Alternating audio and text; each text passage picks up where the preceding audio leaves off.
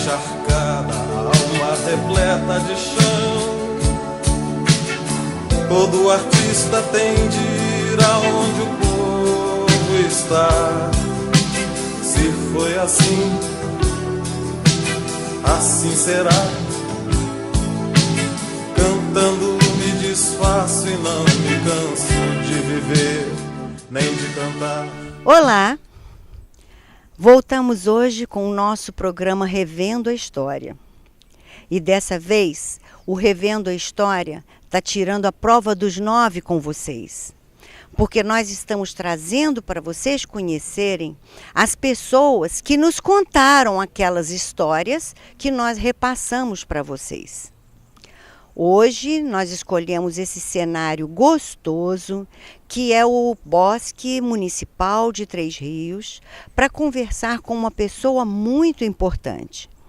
Uma pessoa que já passou por diversos trabalhos e empreendimentos em nossa cidade e que em cada um deles deixou sua marca de homem íntegro e de alma bondosa, pessoa com quem a gente tem um ótimo relacionamento.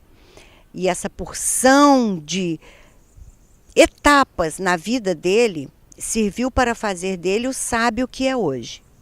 Nós estamos falando do Dr. Luiz Augusto da Rocha Dias, que para quem não sabe é o Dr. Guti, nosso amigo Dr. Guti, que hoje está aqui para conversar conosco. Boa tarde, doutor. Boa tarde, Sinara. E boa tarde, os espectadores do Canal 5. É um prazer muito grande estar aqui junto com você, embora eu acho que uma boa parte do que você falou é a sua bondade, a sua amizade que assim enxerga. Não mereço tanto, mas aceito de bom grado porque vem de você e eu sei que é sincero. Boa tarde. É sincero, sem dúvida, e eu não vou continuar, não, porque senão nós vamos ficar aqui rasgando seda, e você que está em casa não vai saber de tudo que nós queremos saber e tudo que vamos perguntar ao Dr. Guti. Por exemplo, vínhamos no caminho e perguntamos ao Dr. Guti se ele se lembra da cidade sem calçamento. É verdade, me lembro sim, bem garoto. Quando resolveram colocar aqui em Três Rios para evitar a lama que se acumulava sempre com a chuva, um pó que era o carvão, né, da Central do Brasil. E a solução talvez fosse boa, mas acontece que na seca o pó virava aquela poeira preta completamente invadindo as casas, era uma coisa terrível. E foi um custo, só se livrou mesmo dessa poeira preta a partir de quando se fez o calçamento, que antecedeu o asfalto, né? Primeiro foi calçamento de paralelepípedo, depois então é que veio o asfalto. Só assim nós ficamos livres dessa poeira que está aí. Por isso eu devia todo mundo andar de pé preto de carvão, né? Pé preto de carvão e tamanco, né? Que se usava muito o trabalhador da Central do Brasil, que na época era Central do Brasil, depois foi mudando de nome, Rede Ferroviária, etc. Então, esse pó marcou muitas as pessoas de Três Rios. Se você fizer qualquer escavação em qualquer rua dessa, num determinado tempo você vai encontrar aquele veio de carvão que foi a parte que causou esse fato que eu declarei aqui. Dr. Guti, nessa porção de lugares onde o senhor trabalhou, me lembro, quando eu era mais jovem, que o senhor era fiscal do INSS. Mas imagino que o senhor deve ter passado por outros tipos de trabalho. Sim, sim. O primeiro emprego que eu tive na minha vida era aos 9 anos de idade, eu fui lavador de xícara num bar. Um parente nosso lá tinha um bar que era o Luiz Caldas, irmão do Pedro Caldas. Ele tinha um bar numa esquina da Rua Condessa do Rio Novo com a Rua Duque de Caxias, não. É Rua Duque de Caxias, essa era a esquina ali. Não é o Bar Balalaica não, né? É o Bar Balalaica, que surgiu, vamos dizer, a primeira rádio, né, que em verdade era um alto-falante colocado na porta, né? Isso mesmo. Então tinha essa rádio, e me lembro inclusive de algumas pessoas cantando nessa rádio. Eram duas irmãs que eram minhas vizinhas aqui no endereço onde eu moro. Elas cantavam, era a Ruth e o outro nome da moça eu esqueci. Elas cantavam na rádio essa época. Rádio Balalaica. Rádio Balalaica. Essa Rádio Balalaica funcionava ali na esquina mesmo, da Avenida Condessa do Rio Novo com Duque de Caxias. Rua Duque de Caxias, que na época se chamava Rua Coronel Vitória. Isso eu... Depois passou a ser Rua Duque de Caxias, né? Aí o senhor trabalhava ali lavando xícara nesse bar. Tinha 9 anos de idade. Foi o primeiro emprego que eu tive, né? Depois, mais tarde, eu fui trabalhar no Pedro Caldas, que era serviço de contabilidade. E meu pai tinha um parentesco com a mulher do Pedro Caldas, que era Maria Moreira Caldas. Então, eu fui trabalhar lá. Depois, eu fui servir o Exército. Quando eu voltei, eu fui estudar contabilidade e fiz um concurso para o Banco Comércio e Indústria de Minas Gerais. Aí trabalhei no banco, entrei como contínuo e saí como chefe de carteira de cobrança. O homem era potente, era danado. O homem tinha condição. Não, e depois eu fiz um outro concurso aí para a Previdência Social. Fui ser funcionário da Previdência Social lá na terra da Amanda, lá em Paraíba do Sul. Amanda é a nossa câmera. E depois eu fiz outro concurso dentro da Previdência para técnico em contabilidade. Aí depois eu fiz outro concurso dentro da Previdência para fiscal de Previdência. Então trabalhei muitos anos como fiscal de Previdência e mais tarde a parte de arrecadação da Previdência Social foi assumida pela Receita Federal.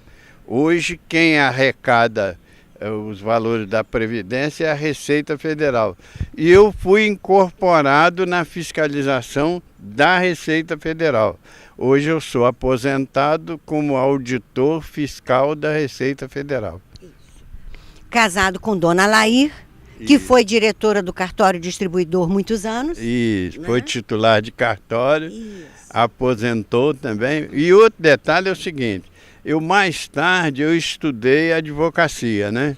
Então eu abri um escritório de advocacia e eu e a Laí estudamos advocacia, depois veio a filha, estudou advocacia, depois veio o filho, que já era engenheiro, estudou advocacia também. E hoje nós temos, nós 4, um escritório de advocacia no edifício Plaza. E no Plaza Center.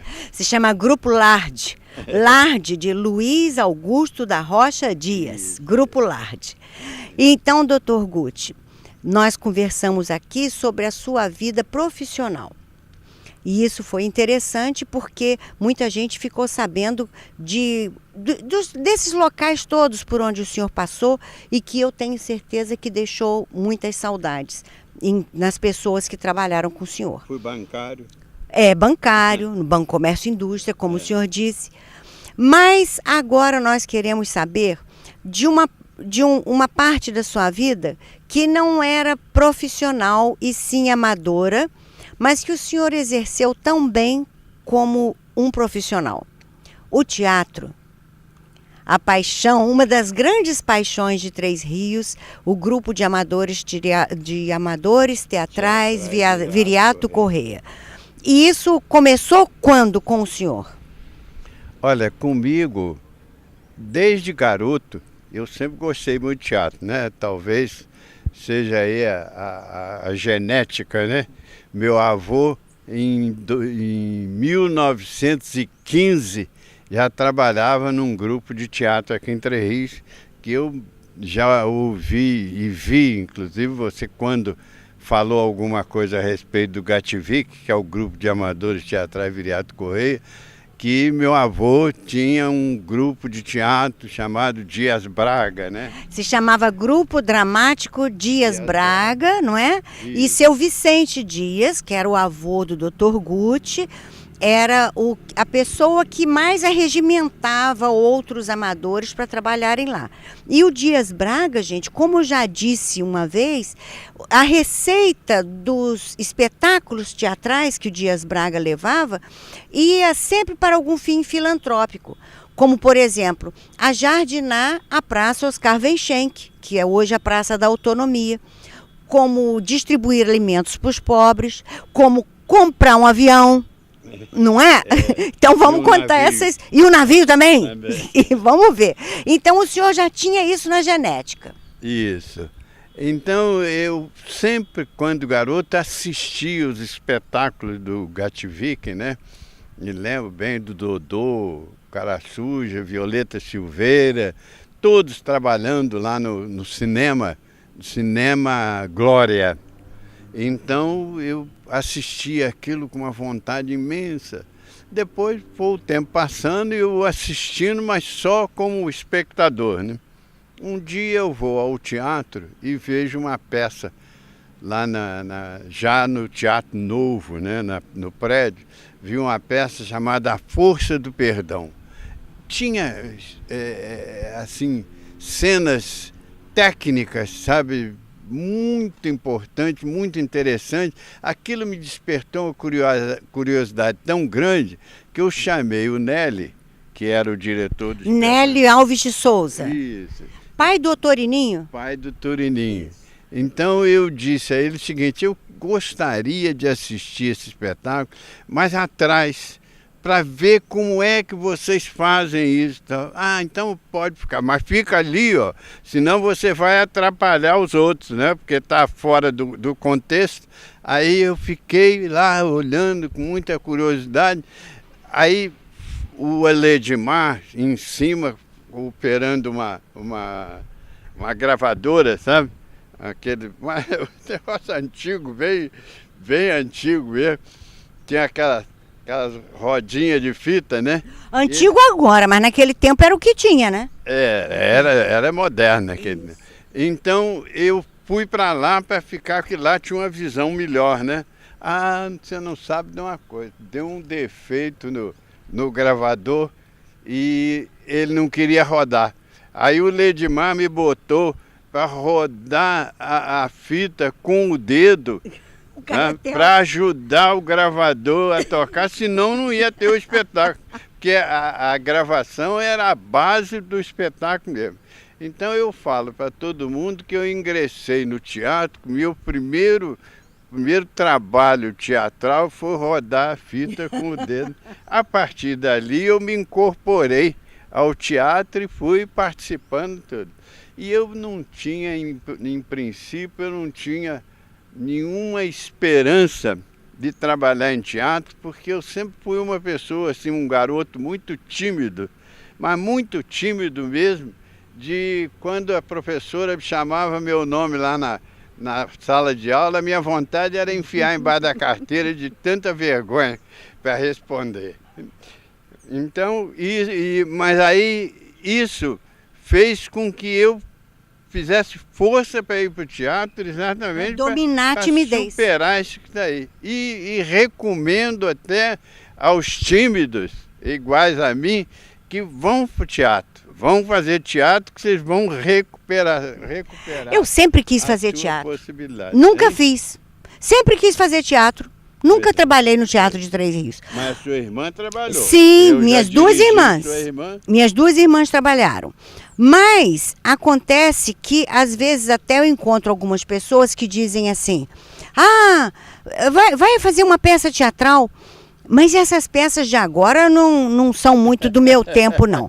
Do meu tempo é aquela peça que tinha, assim, um sofá, uma poltrona, uma televisão, né? Agora tem umas peças que o pessoal vem balançando num balanço lá de cima, umas coisas muito preta, né?